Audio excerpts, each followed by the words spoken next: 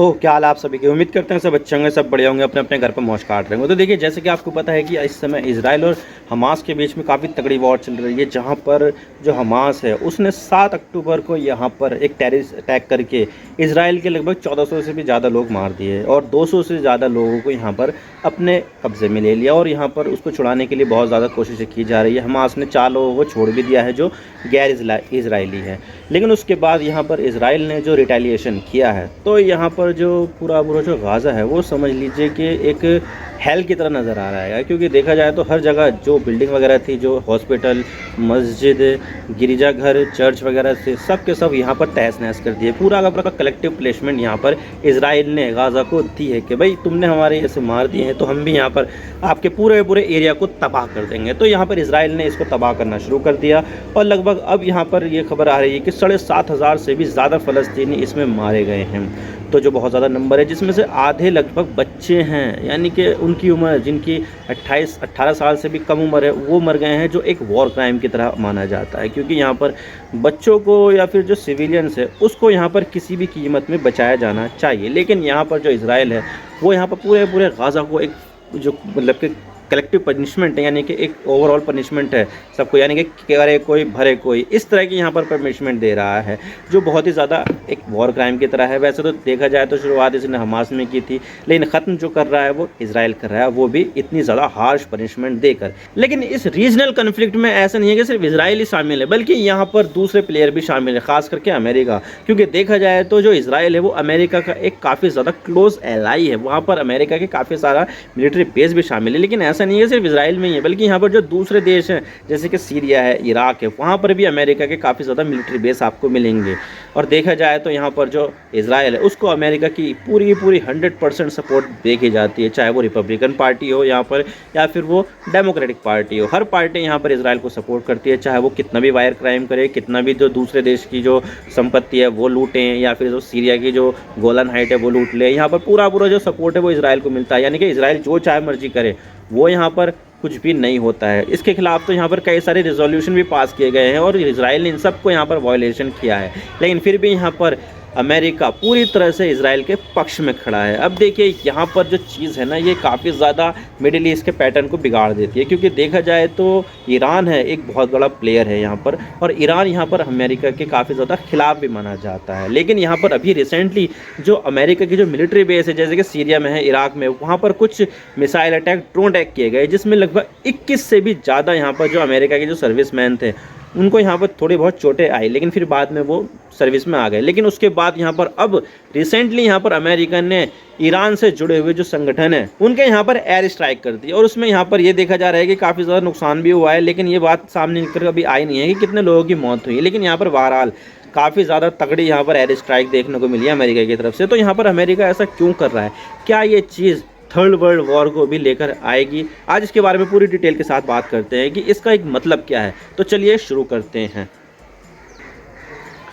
तो देखिए, यहाँ पर जो इसकी शुरुआत हुई है अमेरिका की जो फोर्सेस उनके ऊपर अटैक होने की, उसकी शुरुआत तो यहाँ पर इजराइल और हमास के वॉर का जो शुरू हुआ है उसी के दौरान ही हो गई थी। क्योंकि देखा जाए तो यहाँ पर इजराइल के ऊपर आतंकवादी हमला हुआ तो यहाँ पर अमेरिका पूरी तरह से इजराइल के सपोर्ट में आ गया, और इसके बाद जो रिटेलिएशन किया है इजराइल ने और कई सारे हज़ारों लोगों को मार दिया है। उसके बाद भी यहाँ पर अमेरिका ने पूरा इजराइल को सपोर्ट किया है और हथियारों से भी मदद की है, और कई सारे जो स्ट्राइक ग्रुप है, बहुत सारे जो वॉरशिप है, वो भी यहाँ पर इजराइल के पास समंदर में भेज दिए हैं, ताकि यहाँ पर जो दूसरे जो ग्रुप हैं जैसे कि हिजबुल्ला है और जो दूसरा ग्रुप होंगे जो ईरान से रिलेटेड है, वो यहाँ पर इजराइल के ऊपर अटैक करने की कोशिश ना करे, ताकि यहाँ पर जो इजराइल है वो अपना काम गाज़ा के ऊपर करता रहे, पूरा जो उसका कंसंट्रेशन है वो गाज़ा पर ही रहे। तो ये चीज़ें जो है वो बहुत सारे जो दूसरे संगठन है उसको पसंद नहीं आई, क्योंकि और उन संगठनों ने यहाँ पर जो अमेरिका के जो बेसेस है इराक में और सीरिया में, वहाँ पर अटैक करना शुरू कर दिया कि भाई हम यहाँ पर आपके ऊपर अटैक करेंगे, हम आपको भी नहीं छोड़ेंगे, क्योंकि यहाँ पर जो है आप भी हमारे दुश्मन ही हो। इजराइल तो दुश्मन है ही, लेकिन आप भी हमारे दुश्मन हो। तो यहाँ पर उन्होंने अटैक किया और जितने भी ये ग्रुप थे वो सारे के सारे ईरान से लिंक्ड है। वैसे देखा जाए तो ईरान यहाँ पर कई सारे जो ग्रुप है, प्रॉक्सी ग्रुप है, जो ईरान के हितों के लिए काम करते हैं, उनको यहाँ पर सपोर्ट करता है, फंड भी करता है और वेपन्स भी प्रोवाइड करता है। जैसे कि इस्लामिक जिहाद है, फ़लस्तीनी इस्लामिक जिहाद वो है, एक हमास है, और जो लेबनान में काम करता है हिजबुल्लाह वो भी है, और एक इराक़ में भी काम करता है कुछ इस्लामिक रेजिस्टेंस फोर्स, कुछ इस तरह की जो चीज़ें हैं वो भी यहाँ पर ईरान सपोर्ट करता है। तो ये सारे के सारे जितने भी ग्रुप हैं ना, जो प्रॉक्सीज़ है ईरान की, वो सारे के सारी जो चीज़ें हैं वो ईरान से रिलेटेड ही काम करती है। यानी कि ईरान ने कह दिया कि यहाँ पर जाओ तो वहाँ पर चले जाएंगे, यहाँ पर हमला करो तो वहाँ पर हमला कर देंगे। तो इस तरह से चीज़ें चल रही है, उस चीज़ से यहाँ पर अमेरिका के ऊपर भी हमला हो गया, और फिर उसके बाद यहाँ पर 2-3 दिन बाद ही यहाँ पर अमेरिका ने इनके ऊपर हमला कर दिया। और कई सारे जो मिलिट्री से रिलेटेड जो इनकी प्रॉक्सीज़ है उनके से रिलेटेड जो लोकेशन थी उनके ऊपर यहाँ पर काफ़ी बड़ी एयर स्ट्राइक कर दी। और उसमें कितने सारे लोग मारे गए हैं उसके अभी तक भी कोई आइडिया नहीं है, क्योंकि वो तो एयर स्ट्राइक करके वहाँ से भाग लिए। लेकिन यहाँ पर जो चीज़ें निकल के सामने आएंगी वो यही देखा जाएगा कि भाई यहाँ पर क्या हुआ है। और ये ईरान जो है वो दूसरों को तो बताएगा नहीं कि हमारे कितने लोग मारे गए हैं। और अमेरिका ने जो हमले किए हैं वो इस्लामिक रेजिस्टेंस इराक जो संगठन है, जो ईरान का प्रॉक्सी संगठन है, उसके ऊपर हमले किए हैं। और इराक जो संगठन है इसने यहाँ पर कई सारे जो ड्रोन हैं वो फ्लाई करते हुए वीडियो पोस्ट किया टेलीग्राम वगैरह पे, और ये दिखाने की कोशिश की कि भाई यहाँ पर अगर आप सपोर्ट करोगे इजराइल को तो हम यहाँ पर चुप बैठे नहीं रहेंगे। और शुरुआत में जो हमले किए गए थे अमेरिकी बेसिस पर, वो जो हमले किए गए थे वो इस्लामिक रेजिस्टेंस इराक ने किए थे। और ये जो संगठन है वो ईरान से बैक्ड है, ईरान से यहाँ पर हथियार मिलते हैं, पैसा मिलता है। और इसी संगठन ने टेलीग्राम पे कई सारे वीडियो पोस्ट किए जिसमें ये दिखा रहे हैं कि हमारे पास ड्रोन है, हम यहाँ पर डेजर्ट के ऊपर उड़ा रहे हैं। और यहाँ पर जो मिलिट्री बेसिस है लोगों से कह दिया कि भाई इन मिलिट्री बेसिस से बच के रहना, इसके आसपास भी मत जाना, क्योंकि यहाँ पर काफ़ी ज़्यादा इंटेंस फाइटिंग देखने को मिल सकती है, बमबारी देखने को मिल सकती है। और ऐसा नहीं है कि सिर्फ यही एक ग्रुप है जिसने ऐसा किया है, बल्कि यहाँ पर 10 से लेकर 20 ऐसे संगठन हैं जो डायरेक्टली ईरान से कनेक्टेड है। लेकिन अभी तक भी अमेरिका ने ऐसा कुछ सबूत पेश ही नहीं किया है जो ये प्रूफ कर सके कि भाई यहाँ पर जितने भी संगठन हैं जो अटैक कर रहे हैं अमेरिका की मिलिट्री के ऊपर, वो यहाँ पर ईरान से ऑर्डर ले रहे हैं, यानी कि ईरान के कहने पर इन्होंने अटैक किया। ऐसा कोई सबूत अमेरिका को अभी तक मिला नहीं है। और जैसे ही यहाँ पर अमेरिका के जो मिलिट्री बेसिस है उनके ऊपर अटैक हुआ तो अमेरिका ने अपने जो एयर डिफेंस सिस्टम है उनको स्क्रैम्बल किया और यहाँ पर मिडिल ईस्ट में अपने जो मिलिट्री बेसिस है उन पर भेजना शुरू कर दिया कि भाई यहाँ पर हमारे ऊपर काफ़ी ज़्यादा खतरा है। तो उसको बचाने के लिए, अपने आप को बचाने के लिए यहाँ पर हमारे जो एयर डिफेंस सिस्टम है उसको यहाँ पर लगाना पड़ेगा। और यहाँ पर कई सारे जो थार्ड है यानी कि terminal high altitude air defence system और जो patriot missile air defence system है वो यहाँ पर भेजे गए हैं ताकि यहाँ पर जो मिलिट्री बेसिस है उनको यहाँ पर प्रोटेक्ट किया जा सके। और जो उनके सोल्जर हैं जो लगभग इन दोनों देशों में लगभग 2500 के आसपास हैं उनको भी यहाँ पर प्रोटेक्ट किया जा सके।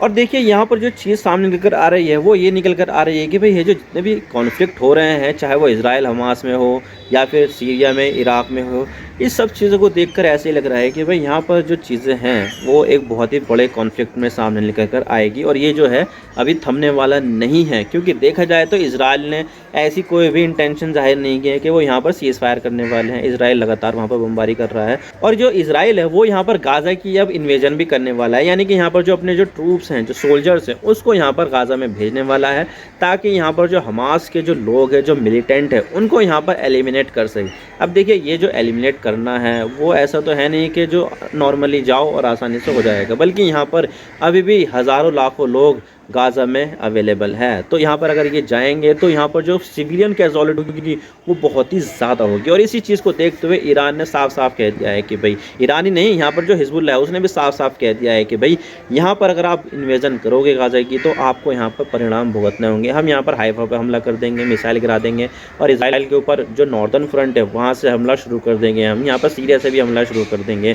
तो ऐसे में यहाँ पर अमेरिका इजराइल के लिए तो आएगा ही आएगा। और रिसेंटली यहाँ पर जो वॉरशिप है वो तो भूमध्य सागर में तैनात है और जो मिलिट्री बेसिस है, मिलिट्री इसमें कई सारे, वहाँ से वो सैनिक हटा के यहाँ पर इसराइल पे भी भेज सकता है। और रिसेंटली यहाँ पर लगभग 2000 के आसपास जो ट्रूप्स हैं उसने यहाँ पर अमेरिका ने इसराइल को भी भेजे थे, लेकिन वो ऐसे कॉम्बैट ड्यूटी नहीं थी बल्कि वो मेडिक्स वगैरह ये सब चीज़ों में निकल के। लेकिन ये सारी चीज़ें एक वाइडर कन्फ्लिक्ट में भी बदल सकती है और ये बदल रही है, क्योंकि देखा जाए तो यहाँ पर कई सारे जो देश हैं वो इस चीज़ में एक तरफ तो अमेरिका है, लेकिन जो फ़लस्तीन को जो सपोर्ट कर रहे हैं वो अरब देश हैं। यानी कि अरब देश चाहते हैं वो जल्द से जल्द यहाँ पर सीज़ फायर हो जाए और जो 2 स्टेट सोल्यूशन है वो यहाँ पर निकल कर आए। लेकिन यहाँ पर जो ईरान है और उसके जो संगठन है वो यहाँ पर ये चाहते हैं कि इजराइल यहाँ से ख़त्म ही हो जाए, और अमेरिका ऐसा देखना बिल्कुल भी पसंद नहीं करता है कि यहाँ पर इजराइल हमारा एक क्लोज एलाई ख़त्म हो जाए। और ये इजराइल की जो फॉरेन पॉलिसी है इसके लिए एक बहुत ही बड़ा धक्का साबित होगा। तो यहाँ पर जो अमेरिका है वो यहाँ पर किसी भी हाल में इजराइल को बचाने वाला है और बचाएगा ही, वो चाहे वो पैसों से हो, मिलिट्री से हो या बम से हो। लेकिन यहाँ पर जो ईरान है अगर वो यहाँ पर इस वॉर में चला गया, वैसे देखा जाए तो इसकी इकोनॉमी तो इतनी खास है नहीं कि वो यहाँ पर वॉर में चला जाए, क्योंकि वॉर लड़ने के लिए काफ़ी ज़्यादा पैसों की ज़रूरत होती है।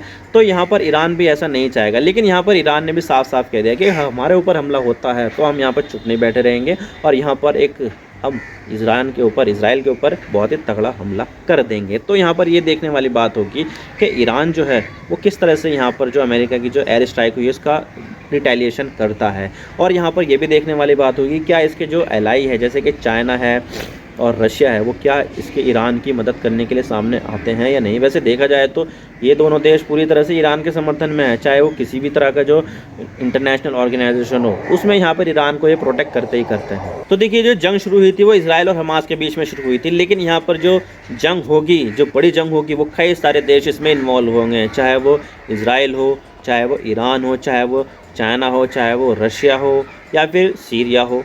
ये सारे देश यहाँ पर शामिल होने वाले हैं। अगर ये पूरी कन्फ्लिक्ट और बहुत ज़्यादा बड़ी हो जाती है तो तब यहाँ पर वर्ल्ड वॉर 3 से कोई भी किसी को नहीं बचा पाएगा। ये बहुत ही बड़ा कन्फ्लिक्ट साबित हो सकता है। ये ट्रिगर पॉइंट है भाई। तो आई होप आपको सारी बातें समझ में आ गई होगी। वीडियो थोड़ी सी पसंद आए तो लाइक कर देना, वरना डिसलाइक कर देना, लेकिन चैनल को सब्सक्राइब जरूर कर देना। आपकी एक सब्सक्रिप्शन से हमें आगे कॉन्टेंट बनाने की मोटिवेशन मिलती है। Thank you for watching. I really appreciate your precious time. God bless you all. Now signing off.